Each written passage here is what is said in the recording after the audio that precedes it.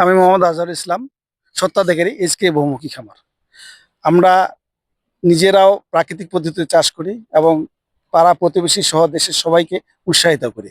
আমাদের মানে ভিডিও দেখে এই দাদা প্রাকৃতিক পদ্ধতিতে চাষ শুরু করছে। আমরা দাদার মুখে শুনি, দাদার আগে নাম ঠিকানা জানি। দাদা, আপনার পরিচয় দেন। আমার বাসা রানীশঙ্গল থানা, 5 নং বাছুর ইউনিয়ন, গোয়াগা গ্রাম। আমি দীপুচন্দ্র রায়। আমি কাতিয়ার কম্পিউটারে কাজ করি, পাশে ডাক্তারি করি এবং কি তার পাশাপাশি কৃষি কাজ করি। হ্যাঁ, তাহলে এতদিন তো আপনি রাসায়নিক, আপনার এদিকে সবাই রাসায়নিক আবাদ করতো 100%। জি। আপনি রাসায়নিক থেকে প্রাকৃতিক কি আসার উৎসাহ কিভাবে পেলেন, বা কিভাবে আমাদের পরিচয় পেলেন, কিভাবে আমাদেরকে চিনলেন? ও, আপনাদের ইউটিউবে ভিডিও দেখে আপনাদের চিনলাম, আপনাদের কথাগুলো ভালো লাগলো দেখে আমি সেই অনুযায়ী কাজ শুরু করলাম। তারপরে আরেকটা বড় বিষয় ছিল, গেলাবার আমি ভুট্টা করছিলাম। ভুট্টা খেতে আমার প্রচন্ড পোকা। পোকা একবার স্প্রে বীজ দেয় আমাকে 2500 টাকা, জি।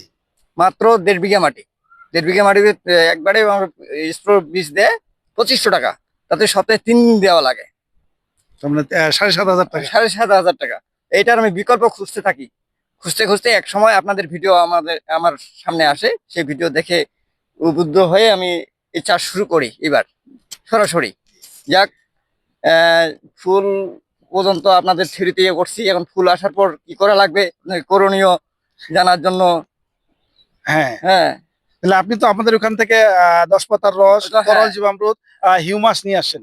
জি, এইগুলি ব্যবহার করে হ্যাঁ, আপনার মনোভূত হয়েছে যে না, হ্যাঁ, ফসল না, অনেক আমার ভালো ফসল আছে এখন পর্যন্ত। অনেক ভালো। হ্যাঁ, যে রাসায়নিকের তুলনায় আমার কম খারাপ হয়নি, ভালো হয়েছে। হ্যাঁ, যে আমার অনেক টাকা কম খরচেই খরচ আমার হয়েছে। ফসল হয়ে গেছে। আলহামদুলিল্লাহ, আমরা যদি রাসায়নিক মুক্ত চাষ করি, সেটা সবচেয়ে বড় বেশি পাওয়া যেটা হবে, সেটা হলো এখানে যেই ফল ফসল হবে সেটা হবে স্বাস্থ্যসম্মত জি, এবং পরিবেশ বান্ধব। আপনি একসাথে দুটা ফসল করছেন, এটা আমার খুব ভালো লাগছে। যে সরষেতে আপনি মানে ভুট্টা দিচ্ছেন, এখানে কিন্তু পাশের ক্ষেতে ওরা শুধু ভুট্টা করছে। জি, তার আপনার এক খরচে কিন্তু এখানে দুই ফসল হয়ে গেল, হ্যাঁ, দুই ফসল হয়ে গেল। পাশের ভুট্টাটা আর আমার ভুট্টাটা কোনো সমান গ্রোথ কিন্তু সমান আছে। সমান আছে। আবার এটা যখন শস্যটা তুলে নেবেন, আর 15 দিন পরে হয়তো পেকে যাবে। হ্যাঁ, পেকে গেলে এটা তুলে নিলে কিন্তু আপনার ভুট্টা আবার একেবারে পুরা স্বাভাবিক গতিতে বড় হবে।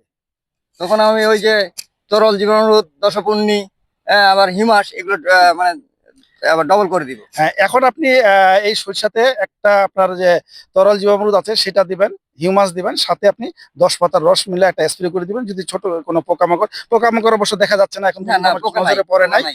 যদি আসেও তাহলে সেটা সরে যাবে এবং দানাটা ভালো হবে। হ্যাঁ, আপনি যদি হিউমাস এবং 10 পাতার আপনার তরল জীবামৃত ব্যবহার করেন, স্প্রে করেন, তাহলে কিন্তু আপনার ফলনটা অনেক ভালো হবে, দানাটা মোটা হবে। আচ্ছা। সরা পচার জন্য ভাই কি, আমি কিন্তু টক দই দিছি। হ্যাঁ, হ্যাঁ, ও খুবই ভালো কাজ করছেন। হ্যাঁ, আপনার যে কোনো ছত্রাকনাশকের জন্য টক দই কিন্তু খুবই ভালো।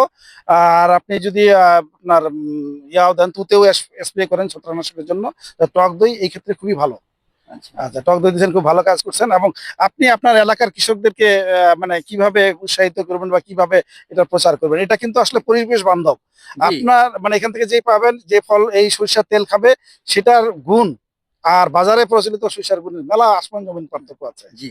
তা আপনি আপনার এলাকার বা কৃষকদের জন্য কিছু বলেন, দেশবাসীর জন্য কিছু বলেন, যারা এই ভিডিওটা দেখবে। যারা আমাদের এলাকাবাসীর লোকজন যদি এই ভিডিওটা দেখে, তাদেরকে আমি বলবো যে আপনারা ওই যে প্রাকৃতিক কৃষি পদ্ধতিতে চাষাবাদ করুন, যা অল্প খরচে এই ফসল ঘরে তোলা যায়। আপনি সরিষা আবাদ করলেন, যে কৃষক, ওই কৃষকের নামটা বলুন তো। আমি সুনীল চন্দ্র রায়। ওই হ্যাঁ। ওই কৃষক, যে কৃষকের সরিষা দেখছিলেন। ও, যেই কৃষকের সরিষা দেখছিলাম, সেটা হচ্ছে মালিক কিসকু, মালিকার কিসকু, কংগ্রেস কিসকু। কংগ্রেস কৃষক, হ্যাঁ, দিনাজপুরের। দিনাজপুরের। সরিষা জমির হ্যাঁ, এক কৃষক। সরিষা, ওনার সরিষা দেখে আপনি হ্যাঁ, সরিষা হ্যাঁ। অনেক ভালো সরিষা করছিল উনি। আপনারও ওনার দেখে, হাসি আপনারও ভিডিও দেখে কিন্তু হ্যাঁ, অনেকেই করবে। এই যে হ্যাঁ, চমৎকার যে মানে হ্যাঁ, একটা ফসল করছেন, হ্যাঁ, একসাথে দুটা দুটা, ফসল হ্যাঁ, করছেন। দুটা। এই যে দেখেন, এই যে আমার হ্যাঁ, ভুট্টা, এই যে আমার এই যে ভুট্টার গাছ।